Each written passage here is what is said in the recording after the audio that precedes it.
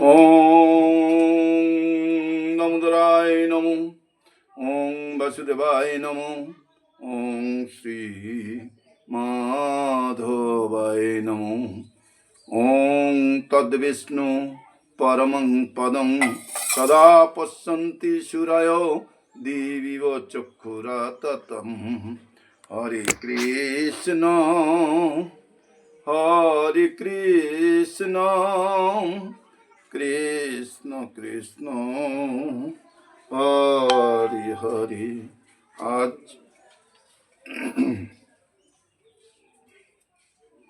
আজ শনিবার আপনাদের চরণে কোটি কোটি প্রণতি নিবেদন করে ঊনবিংশ শ্লোকের ঊনবিংশ পরিচ্ছেদের অন্তিম লীলার ঊনবিংশ পরিচ্ছেদের থেকে আজ আপনাদের সামনে শ্রীমদ্ ভাগবত চৈতন্য চরিতামৃত পাঠ করে শ্রবণ করানোর চেষ্টা করছি। আপনারা শ্রবণ করুন, কৃপা করুন, লাইক করুন, শেয়ার করুন। হরে কৃষ্ণ, হরি বল। অজ্ঞানতিমিরন্ধস্য জ্ঞানাঞ্জনশলাকয়া চক্ষুরুন্মিলিतं যেন তস্मै শ্রী গুরবে নমঃ। গুরু ব্রহ্মা গুরু বিষ্ণু গুরুদেব মহেশ্বর গুরু সাক্ষাৎ পরম ব্রহ্ম তস্मै শ্রী গুরবে নমঃ। গুরু পিতা গুরু মাতা গুরুই ভগবান জগদ্গুরু শ্রীকৃষ্ণ সর্বশক্তিমান। হরে কৃষ্ণ। আজ আপনাদের সামনে চৈতন্য চরিতামৃত পাঠ করে শ্রবণ করার চেষ্টা করছি। আজকের শ্লোক নম্বর ৬৬। আপনাদের সামনে ৬৬তম শ্লোক থেকে পাঠ করে শ্রবণ করানোর চেষ্টা করছি। আপনারা কৃপা করে শ্রবণ করুন এবং ভালো হয়ে থাকলে লাইক করবেন, শেয়ার করবেন, কমেন্ট করবেন। স্বরূপ গোসাই তবে চিন্তা পাইলাম মনে, ভক্তগণ লয়া বিচার কইলায়ার দিনে। স্বরূপ দামোদর গোস্বামী তখন অন্তরে অত্যন্ত দুশ্চিন্তাগ্রস্ত হলেন এবং তার পরদিন তিনি অন্য সমস্ত অন্তরঙ্গ ভক্তদের সঙ্গে শ্রী চৈতন্য মহাপ্রভুকে শান্ত করার বিষয়ে বিবেচনা করলেন।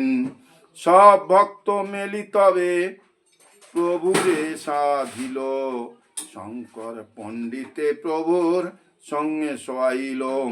সমস্ত ভক্তরা মিলিতভাবে আলোচনা করে শ্রী চৈতন্য মহাপ্রভুকে অনুরোধ করলেন তিনি যেন শঙ্কর পণ্ডিতকে তার ঘরে সবার অনুমতি দেন। প্রভু পাদে তলে শঙ্কর করেন শ্রয়ণ, প্রভু তার উপর করেন পাত প্রসারণ। শ্রী চৈতন্য মহাপ্রভুর পায়ের তলায় শঙ্কর পণ্ডিত শয়ন করতেন এবং শ্রী চৈতন্য মহাপ্রভু তার গায়ের উপর পা রাখতেন। প্রভু পাদ উপাদান বলি তার নাম হইল, পূর্বে বিদুরে যেন শিশুক বর নিলম। সেই থেকে শঙ্কর পণ্ডিতের নাম হলো শ্রী চৈতন্য মহাপ্রভুর পায়ের বালিশ।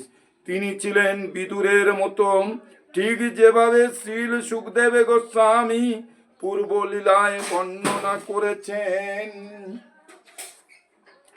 ইতি ব্রুবাণং বিদুরং বিনীতং তস্য শীর্ষশ্চরণোপধানম প্রহিষ্ট রমা ভগবত কথায়াং মানো মুনির্ভশ্চষ্টম। সহস্র শীর্ষ পুরুষ শ্রীকৃষ্ণের পায়ের বালিশ স্বরূপ বিনীত বিদুর যখন এই কথা বলছিলেন, তখন মৈত্রেয় মুনি ভগবত কথায় আনন্দবশত রোমাঞ্চিত হয়ে বলতে লাগলেন। এই শ্লোকটি শ্রীমদ্ ভাগবত থেকে উদ্ধৃত। শঙ্কর করেন প্রভুর পাদ সম্বাহন, ঘুমায়া পড়েন তৈছে করেন শয়ন। শঙ্কর পণ্ডিত শ্রী চৈতন্য মহাপ্রভুর পাদ সম্বাহন করতেন এবং এবং মহাপ্রভু যখন ঘুমিয়ে পড়তেন তখন তিনি শয়ন করতেন। উঘাড় অঙ্গে পড়িয়া শঙ্কর নিদ্রা যায়, প্রভুটি আপন কথা তাহারে জড়ায়। শঙ্কর গানা ঢেকে নিদ্রা যেতেন এবং শ্রী চৈতন্য মহাপ্রভু উঠে তার নিজের কাঁথা তার পা গায়ে জড়িয়ে দিতেন। নিরন্তর ঘুমায় শঙ্কর শীঘ্র চেতন, বসি পাত চাপি করে রাত্রি জাগরণ। শঙ্কর পণ্ডিত এক নাগাড়ে ঘুমিয়ে শীঘ্র ঘুম থেকে উঠে বসে পুনরায় শ্রী চৈতন্য মহাপ্রভু পা টিপতে শুরু করতেন। এইভাবে তিনি সারা রাত জেগে থাকতেন। তার ভয়ে নারেন প্রভু বাহিরে যাইতে, তার ভয়ে নারেন ভিত্তে মুখাব্জ ঘোষিতে। তার ভয়ে শ্রী চৈতন্য মহাপ্রভু তার ঘরের বাইরে যেতে পারতেন না এবং ঘরের দেয়ালে তার পদ্ম সদৃশ মুখ ঘষতে পারতেন না। এই লীলা মহাপ্রভুর রঘুনাথ দাস গৌরাঙ্গ স্তব কল্প বৃক্ষে করিয়াছে প্রকাশ। শ্রী চৈতন্য মহাপ্রভুর এই লীলা রঘুনাথ দাস গোস্বামী তার গৌরাঙ্গ স্তব কল্প বৃক্ষ নামক গ্রন্থে বর্ণনা করেছেন। স্বকীয়স্যম প্রাণার বুধ সদৃশম গোষ্ঠস্য বিরহাত প্রলাপানুন্মাদাত সতমতি কুর্বন বিকলধি দদ্ধভিধৌতৌ সস্য দদন বিধুভর্ষেণ রুধিরং ক্ষতোদ্ধং গৌরঙ্গ হৃদয়ম উদয়ন্মং মতি। শ্রী চৈতন্য মহাপ্রভু তার প্রাণ সদৃশ বৃন্দাবনের অসংখ্য শাখাম দের বিরহে উন্মাদের মতো প্রলাপে বলতেন। তার বুদ্ধি বিকল হয়েছিল।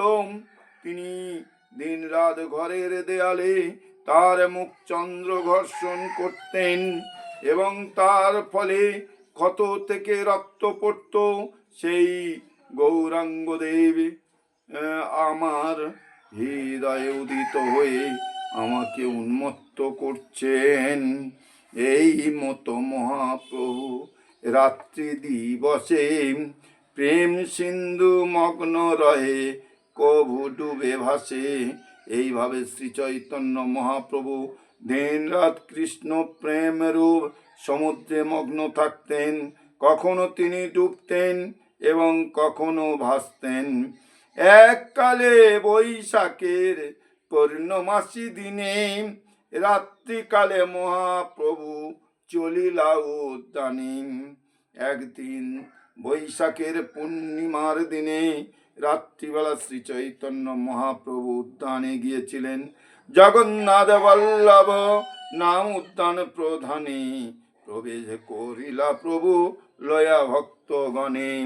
শ্রী চৈতন্য মহাপ্রভু তার ভক্তদের নিয়ে জগন্নাথ বল্লভ নামক অতি সুন্দর এক উদ্যানে প্রবেশ করলেন।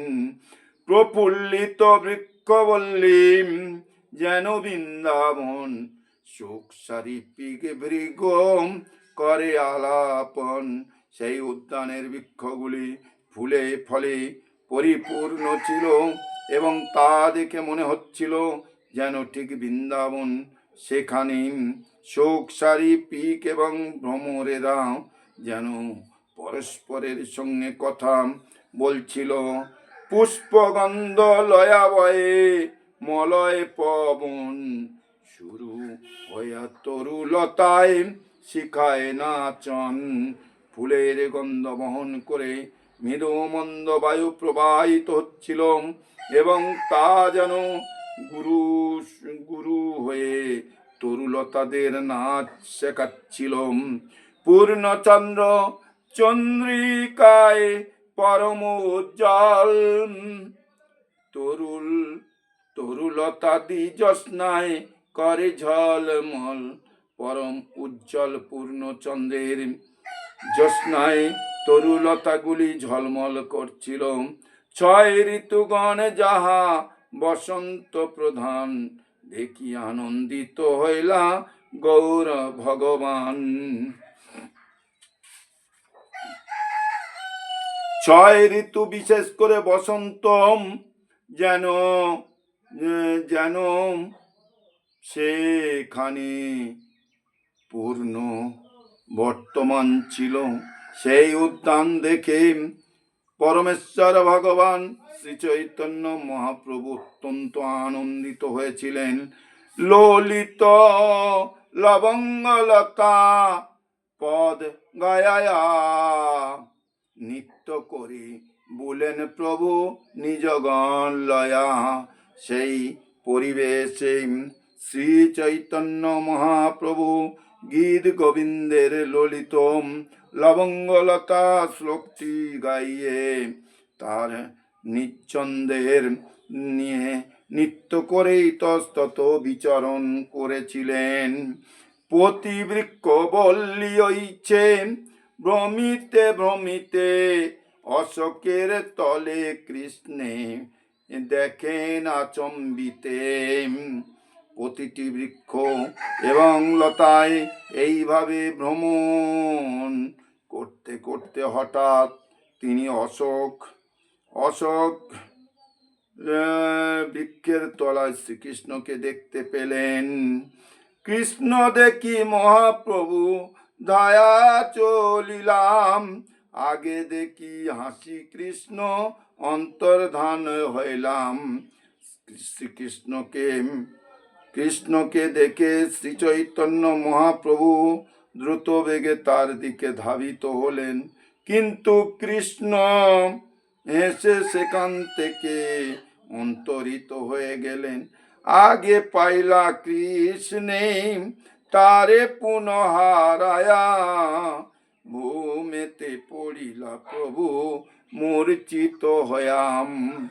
প্রথমে কৃষ্ণকে পেয়ে এবং তারপরে তাকে হারিয়ে শ্রী চৈতন্য মহাপ্রভু মূর্ছিত হয়ে ভূমিতে পড়লেন।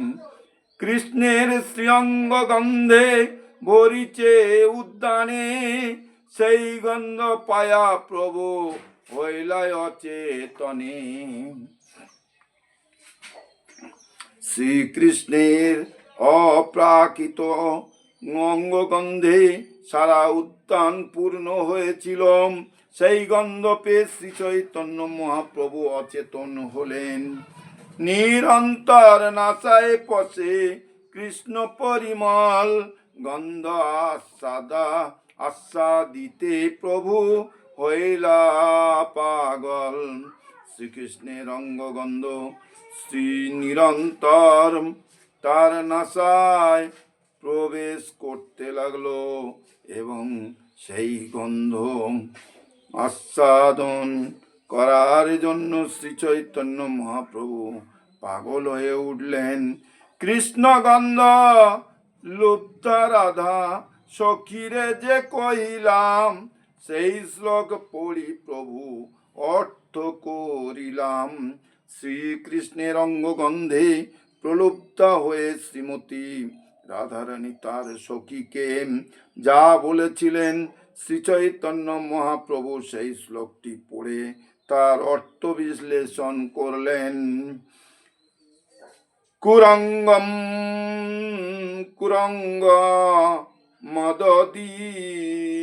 মদজিদ পুন পরিমলার্মি কৃষ্ণাঙ্গনম সকাঙ্গ নলিনাংষ্টকে শশী জুতাব্জ গন্ধ প্রথম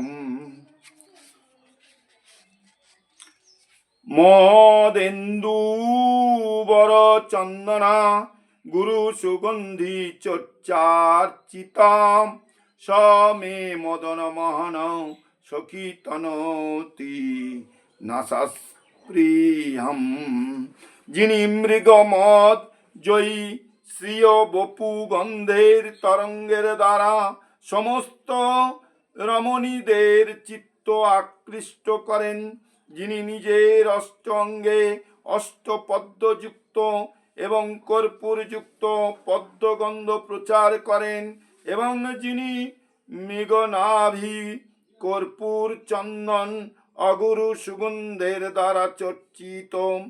হে সখী, সেই মদন মোহন আমার নাসাস্পৃহা বৃদ্ধি করছে। এই শ্লোকটি গোবিন্দ লীলামৃত শ্লোক থেকে পাওয়া যায়। কুস্তুরিকা নীলোৎপল তার যেই পরিমল, তাহা যিনি কৃষ্ণয়ঙ্গ গন্ধ ব্যাপে 14 ভুবনে করে সর্ব আকর্ষণে, নারীগণের আঁকি করে অন্ধ। শ্রীকৃষ্ণের অঙ্গগন্ধ কস্তুরী এবং নীলোৎপলের সৌরভকে পরাভূত করে 14 ভুবনে ব্যপ্ত হয়ে তা সকলকে আকর্ষণ করে এবং রমণীদের চোখ অন্ধ করে।